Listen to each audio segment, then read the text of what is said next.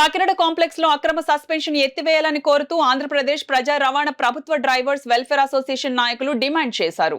సోమవారం కాకినాడలోని RTC complex వద్ద employees నిరసన కార్యక్రమం చేపట్టారు. ఈ సందర్భంగా యూనియన్ నాయకులు మాట్లాడుతూ కేఎంపీఎల్ పేరుతో డ్రైవర్లపై వేధింపులు ఆపాలని, విజయవాడ డ్యూటీలకు కనీసం 8 గంటల రెస్ట్ ఉండాలని, డ్రైవర్లకు సరైన రెస్ట్ సౌకర్యం కల్పించాలని డిమాండ్ చేశారు. ఈ కార్యక్రమంలో పెద్ద సంఖ్యలో యూనియన్ నాయకులు తదితరులు పాల్గొన్నారు.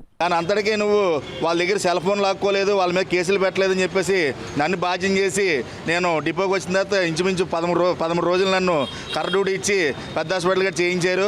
అయితే నేను డిపో మేనేజర్ సరైన విచారణ జరిపి న్యాయం జరిపి దీని మీద బస్సు కారణంగా జరిగింది కాబట్టి నా మీద ఎటువంటి చర్యకి పాల్పడరని నేను అనుకున్నాను. కానీ డిపో మేనేజర్ గారు నాకు అక్రమంగా దీన్ని బస్సు కారణంగా జరిగిన దానికి నన్ను డ్రైవర్గా సస్పెండ్ చేసి అక్రమంగా నన్ను సస్పెండ్ చేయడం జరిగింది. దీన్ని మేము తీవ్రంగా ఖండిస్తున్నాం.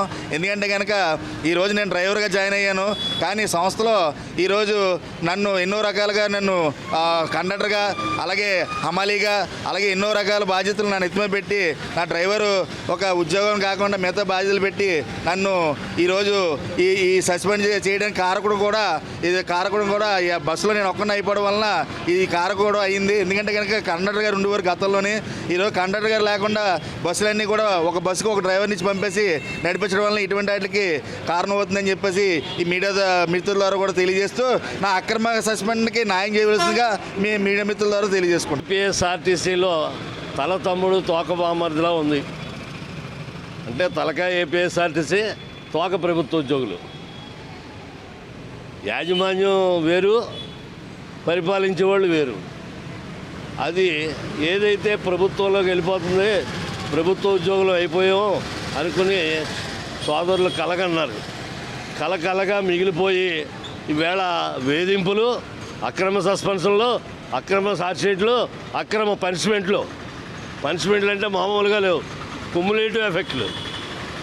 నేనే డీసీఎల్ దగ్గర వేసి 4 డ్రైవర్లకి విశాఖపట్నం లేబర్ కోర్టులో జరుగుతుంది. అంత దారుణమైన పనిష్మెంట్లు ఇస్తూ ఉన్నారు. దీని మీద సంస్థ కూడా ఎలా ఉందంటే, పాత బస్సులు మైలేజీ అయిపోయి రోడ్ల మీద తిరగలేని దుస్థితి ఏర్పడుతూ ఉంటే కొత్త బస్సులు తెప్పించకుండా అద్దె బస్సులను తెప్పించి ఆర్టీసీ ఆదాయాన్ని ప్రైవేట్ వాళ్ళకి గండి కొట్టిస్తూ ఉంది ఈ ప్రభుత్వం. దీన్ని వెంటనే మానుకోవాలి. అక్రమంగా సస్పెండ్ చేసిన వెంకటేశ్వర్ని విధుల్లోకి తీసుకోకపోతే ఉద్యమం తీవ్ర రూపం దాలుస్తుంది అనేది ఈ సందర్భంగా తెలియజేస్తుంది.